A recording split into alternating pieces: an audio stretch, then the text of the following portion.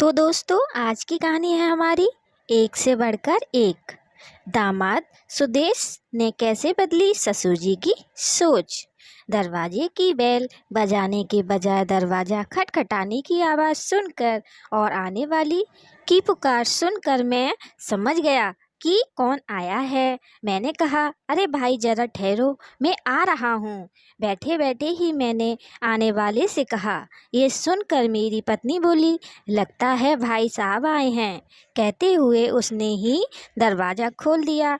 आइए भाई साहब, बहुत दिनों बाद आज हमारी याद आई है। भाभी जी, मैं आज एक खास काम से आपके पास आया हूँ, लेकिन पहले चाय पिलाइए। नंदा से चाय की फरमाइश की है तो मैं समझ गया कि आज ज़रूर उसका कोई काम है। मैंने अपने सामने रखे सारे कागजात उठा कर रख दिए, क्योंकि उसके आने की मुझे भी बड़ी खुशी थी। हाँ बोलो, क्या काम है? मैंने पूछा। देखो राजा भाई, मैं चित्रा की शादी पक्की करने जा रहा हूँ। लड़का अच्छा है और घर बार भी ठीक ठाक है। मुझे रुपयों की कोई कमी नहीं है। मेरी सिर्फ 2 बेटियां हैं। मेरा सब कुछ उन्हीं का तो है। मैं उन्हें बहुत कुछ दूंगा, सच है कि नहीं? फिर भी लड़की की ज़्यादा जानकारी तो मालूम करनी ही पड़ेगी, और वही काम लेकर मैं तुम्हारे पास आया हूँ। दादाजी की बेटी चित्रा सचमुच बहुत सुंदर और भली लड़की थी। अमीरी में पलकर भी बहुत सीधी सादी थी। हम दोनों को हमेशा यही सवाल सताता कि चित्रा की माँ बड़े घर की बेटी मायके से खूब धन दौलत लेकर आई थी, और हमेशा अपना बड़पन जताने वाली। उसकी पढ़ाई लिखाई ज़्यादा नहीं हुई थी, और उसे ना कोई शौक था, ना किसी कला का ज्ञान। वह अपनी अमीरी के सपनों में खोने वाली, और इसलिए उसकी मेरी पत्नी से जमी नहीं। देख राजा भाई, मेरे पास दौलत की कोई कमी नहीं है, और मेरी बेटी भी अच्छी है, तो हमें अच्छा दामाद तो मिलना ही चाहिए। हाँ भाई हाँ, तुम बिल्कुल ठीक कह रहे हो। तुम्हारा देखा हुआ लड़का जरूर अच्छा ही होगा। मैं उसके शब्द सुनकर चौंक पड़ा। बाप रे बाप, क्या मैं फिर से ऐसे ही फंसूंगा? मेरे मन में विचार आया। राजा भाई, लड़का तुम्हारी जानकारी में है। तुम्हारी चचेरी साली का बेटा, जो सदा से पेट में रहता है। इस पर मैंने और नंदा ने एक दूसरे की तरफ देखा। हाल ही में हमने एक शादी तय करने में योगदान दिया था। अब इस दोस्त से क्या कहूँ? मैं वैसे ही उठ खड़ा हुआ और सुदेश का खत अलमारी से निकाल कर उसे दे दिया। दादाजी, तुम्हारी चित्रा की शादी तय हो रही है। यह सुनकर हम दोनों को बहुत खुशी हो रही है। चित्रा बड़ी गुड़ी लड़की है, अंत उसे अच्छी ससुराल मिलनी ही चाहिए। यही हमारी भी तमन्ना है। लेकिन अब पहले जैसी परिस्थितियाँ नहीं रही हैं। आजकल हर घर में 1-2 बच्चे अपनी बच्चियों को माँ बाप खूब धन दौलत देते हैं। तुम्हारे जैसे धनवान सिर्फ देते ही नहीं, बल्कि उसका बोल बौला भी करते हैं। बार बार कह कर दिखाते हैं कि हमने बेटी को इतना दिया, उतना दिया। यह बात किसी को पसंद आती है तो किसी को नहीं, और लगता है कि उसका अपमान किया जा रहा है। इस पर वे क्या कहते हैं, वह अब तुम ही इस खत में पढ़ लो। मैं क्या कहना चाहता हूँ वह तुम समझ जाओगे। माननीय काका जी को नमस्कार। मैं यह पत्र जानबूझकर लिख रहा हूँ, क्योंकि आज या कल कुछ बातें आपको मालूम होंगी, तो उसके कारण आपको पहले ही ज्ञात करना चाहूँगा। पिछले कुछ दिनों से मैं बहुत परेशान हूँ। फिर आप कहेंगे कि पहले क्यों नहीं बताया? जो कुछ घटित हुआ है, उस समस्या का हल मुझे ही निकालना था। हो सकता है मेरा निकाला हुआ हल आपको पसंद ना आए, आपको कोई दोष ना दे, यही मेरी इच्छा है। आपने हमारी शादी तय करने में बड़ा योगदान दिया है। वैसे शादियां तय करना आपका सामाजिक कार्य है, लेकिन कभी कभी ऐसा भी हो सकता है यह बतलाने के लिए ही यह पत्र लिख रहा हूँ। शादी के बाद मैं अपनी पत्नी के साथ उसके मायके जाया करता था, लेकिन हर बार किसी न किसी कारण वहाँ से नाराज होकर ही लौटता था। सासू माँ अक्सर कहती कि आपने जो पैंट पहनी है वह हमने दी थी, वही है ना? हाँ, क्या कभी अपनी पत्नी को कोई साड़ी दिलाई, या जो हमने दी थी उसी से काम चलाते हो? फिर अपनी बेटी से पूछती कि बेटी, क्या कोई नया गहना बनवाया या नहीं, या गहने भी हमारे दिए हुए ही हैं, गले में अभी तक मामूली मंगलसूत्र ही है, क्या मैं दूं अपने गले की निकाल कर? मैं देख रही थी कि तेरे ससुराल वाले कुछ कहते भी हैं या नहीं। मेरी सास हमारे घर में आती तब भी वही ढाक के 3 पात्र, यह थाली हमारी दी हुई है ना, यह सेट इतनी जल्दी क्यों निकाला है? वह दूर दूर के रिश्तेदारों को हमारा घर दिखाने लाती और बताती कि बेटी की गृहस्थी के लिए हमने सब कुछ दिया है। सुबह होते ही सास का फ़ोन आता कि क्या तुम अभी तक उठी नहीं हो? आज खाने में क्या बना रही हो? खाना बनाने के लिए नौकरानी क्यों नहीं रख लेती? तुम अपनी सास से कह दो कि मैंने कभी खाना बनाया नहीं है और मेरी माँ को भी इसकी आदत नहीं है। अगर तुम नौकरानी नहीं रख सकती तो मुझे बताओ, मैं एक नौकरानी तुम्हारे लिए भेज दूँगी जो तुम्हारे सारे काम कर लेगी। हमारी नई नई शादी हुई थी, सो अक्सर फिल्म देखने जाते तो फिर बाहर होटल में ही खाना खा लेते, तो कभी शॉपिंग के लिए निकल पड़ते। शुरू शुरू में यह बात मुझे चुभी नहीं। मेरी माता पिता, भैया भाभी, कौन हमें समझाता? माँ तो मेरी बिल्कुल सीधी सादी। उसने देखा कि उसका बेटा यानी मैं तो हूँ पूरा गोबर गणेश, फिर अपनी बीबी को क्या समझाऊंगा? घर में होने वाली कलह से बचने के लिए उसने मेरी अलग गृहस्थी बसाई। हम दोनों को उस पर बहुत गुस्सा आया, लेकिन इससे मेरी आंखें पूरी तरह खुल गईं। सिर्फ मीठी मीठी बातें और अच्छे शानदार कपड़े पहनने से पेट नहीं भरता। मेरी पत्नी को तो दाल चावल भी बनाना नहीं आता था। पहले जब मैं ससुराल जाता तो मेरी सास बताती कि यह पूरनपुरी नीतू ने ही बनाई है, आज का सारा खाना उसी ने बनाया है। आपको तो गुलाब जामुन पसंद है ना, वे भी उसी ने बनाए हैं। मेरे घर में माँ और भाभी होने के कारण मेरी पत्नी को क्या क्या बनाना आता है इसका पता ही नहीं चला। उसे पूरनपुरी तो क्या, सादी चपाती भी बनाना नहीं आता था। अगर अपनी माँ से पूछ कर कुछ बनाना है तो पूछे कैसे? हमारे घर में फ़ोन ही नहीं था, सब कुछ मुश्किल। हमारे यहाँ फ़ोन नहीं था तो उसके माँ बाप हमेशा घर में आते, कहते कि हमेशा बाहर की चीज़ें लाकर खाते रहते। मेरी नाराज़गी दिन ब दिन बढ़ती जा रही थी। जब तक हमारी गृहस्थी अलग नहीं थी तब सारा खर्च पिताजी और भाई साहब उठाते थे, इसलिए यह बोझ मेरे सिर पर कभी नहीं आया। पैसा कैसे खर्च किया जाए, मितव्ययी कैसे की जाए, मुझे इसका बिल्कुल ज्ञान नहीं था। होटल में खाना, घूमना, मौज मस्ती तथा शॉपिंग में ही मेरी सारी कमाई खर्च हो जाती थी। पिताजी से पैसा मांगना भी मुझे अच्छा नहीं लगता था। माँ मेरी इस मजबूरी को समझती थी, इसलिए वे अपने साथ साथ मेरे घर के लिए भी राशन का इंतजाम कर देती थी। अब मुझे जीवन की असलियत का पता चलने लगा था। नई नई शादी की मौज मस्ती अब ख़त्म हो चली थी।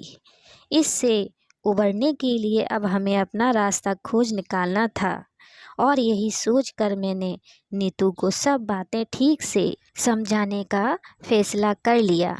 उसी समय शहर से ज़रा दूर पिताजी का एक प्लॉट था, वह उसे मुझे देने वाले हैं।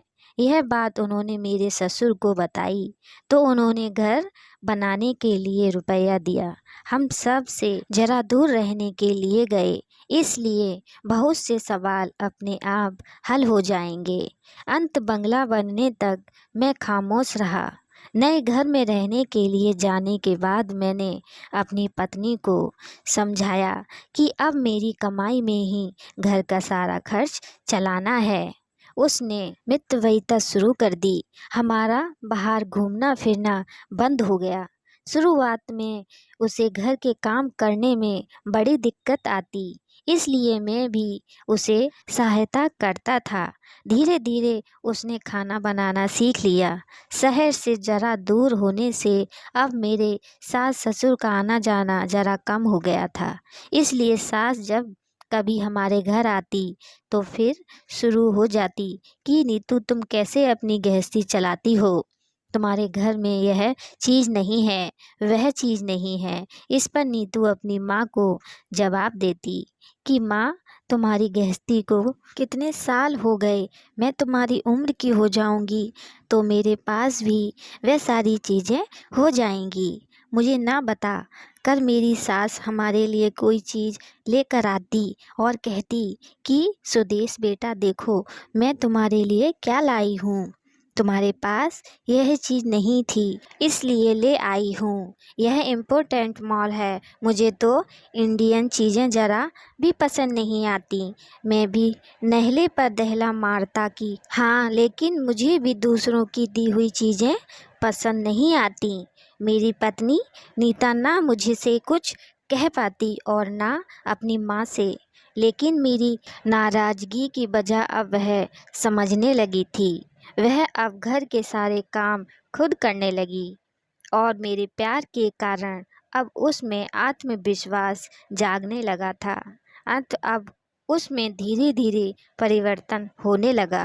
अब वह अपनी माँ से सीधे कह देती कि माँ अब तुम मेरे लिए कुछ ना लाया करो, सुदेश को भी तुम्हारा बर्ताव पसंद नहीं आता और इससे हम दोनों के बीच मनमुटाव होता है और झगड़ा होने लगता है।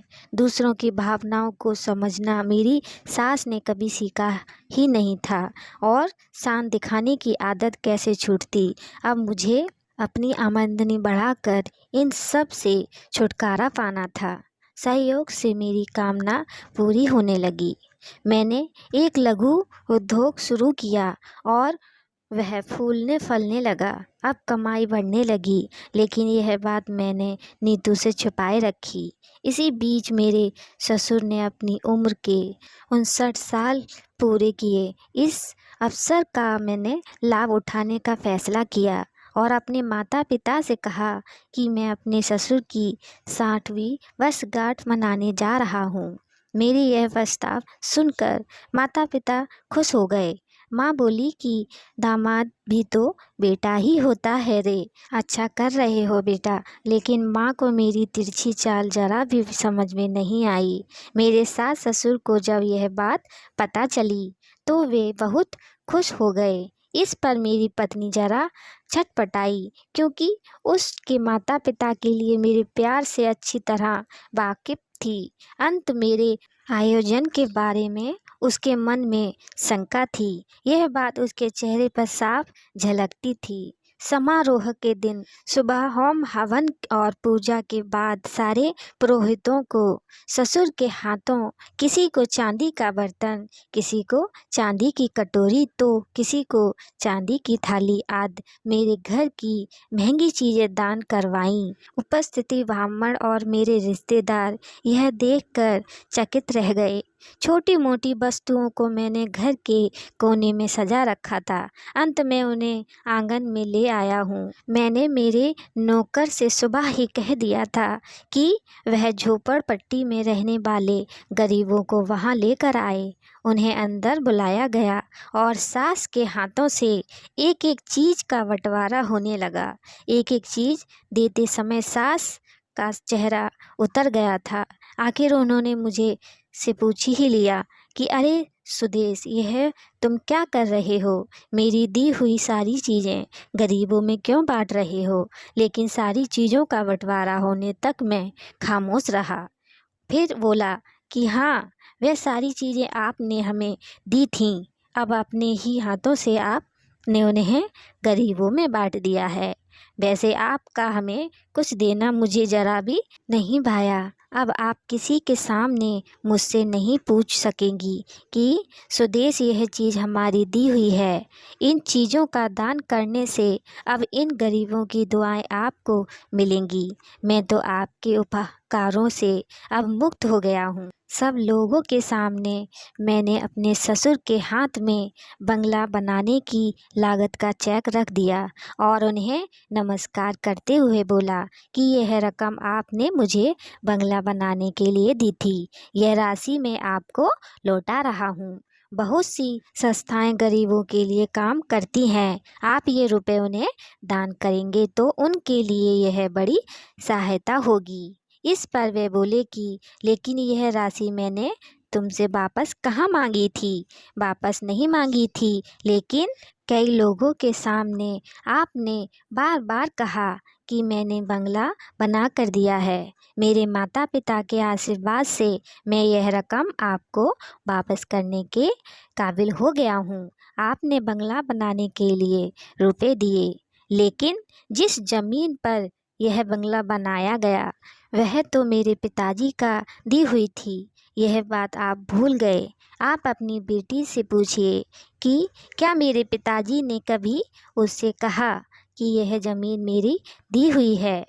सासू माँ, वैसे आपके मुझ पर बड़े उपकार हैं। आपने जो कुछ दिया उसका बार बार बखान ना करती तो मैं जिद करके इस हालत में कभी नहीं पहुंचता कि आपके उपकारों का बोझ उतार सकूं। मुझे तो आपके सिर्फ आशीर्वाद की ज़रूरत है। कहते हैं कि दान देते वक्त एक हाथ की खबर दूसरे हाथ को नहीं होनी चाहिए, और आप तो अपनी ही बेटी को दी हुई चीज़ों का लोगों के सामने ढिंढोरा पीटते थे। मेरा यह व्यवहार मेरे माता पिता को बिल्कुल अच्छा नहीं लगा। मेरी पत्नी को तो इस बात का गहरा सदमा लगा। वह अपनी माँ से बोली कि मैंने 1000 बार कहा था, लेकिन तुमने सुना नहीं। तुम्हें ऐसा ही जवाब मिलना था। मेरे ससुर गुस्से से आग बबूला हो गए तो मेरे पिताजी ने उन्हें समझाया कि साहब जाने भी दीजिए, मेरा बेटा नादान है और उससे गलती हुई है। उसकी गलती के लिए मैं आपसे क्षमा याचना करता हूँ। उसे ऐसा बर्ताव नहीं करना चाहिए था। मेरे पिताजी की बात सुनकर मेरे ससुर को पश्चाताप हुआ। वे बोले कि सुदेश, मुझे तुम पर बहुत गुस्सा आया था, लेकिन मैंने तुम्हारे बर्ताव पर सोचा था तो पाया कि तुम ही ठीक हो। कांटे से कांटा निकालने की कहावत को तुमने चरितार्थ किया है। पैसे से आया घमंड अब ख़त्म हो गया है। अब तुम हमें माफ़ कर दो। हमारे कारण तुम्हें काफ़ी सहना पड़ा। काका जी, अब मैं उनका असली दामाद बन गया हूँ। इस पर आप प्रतिक्रिया ज़रूर लिखिएगा। आपका सुदेश। दादी जी ने पत्र वापस करते हुए कहा, वह बिल्कुल ठीक कह रहा है। देने वाले को भी चाहिए कि वह सुख प्राप्त करने के लिए दे। छोटी छोटी चीज़ें इकट्ठा करते करते हमने दुख सहे। अब अपने बच्चों को ये सब ना सहना पड़े, इसलिए वे अपनी बेटी को देते हैं। लेकिन उस घमंड की भावना नहीं होनी चाहिए, वरना लेने वाले की भावनाओं को ठेस पहुंचाना स्वाभाविक है। यह ध्यान में रखना आवश्यक है। अब मेरे हाथ से भी यह ऐसी गलती होने जा रही थी। तुमने यह पत्र पढ़ने का मौका देकर मुझे जगा दिया है। हमारे कारण हमारी बेटी की गृहस्थी में तूफान नहीं उठना चाहिए। तुम मेरी तरफ से सुदेश को धन्यवाद कहना कि उसके कारण और एक ससुर जाग गया है। कहते हैं कि दान देते वक्त एक हाथ की खबर दूसरे हाथ को नहीं होनी चाहिए, और आप तो अपनी ही बेटी को दी हुई चीज़ों का लोगों के सामने ढिंढोरा पीटते थे। तो दोस्तों, स्टोरी कैसी लगी कमेंट बॉक्स में ज़रूर बताइएगा। लाइक सब्सक्राइब भी ज़रूर करिएगा। धन्यवाद।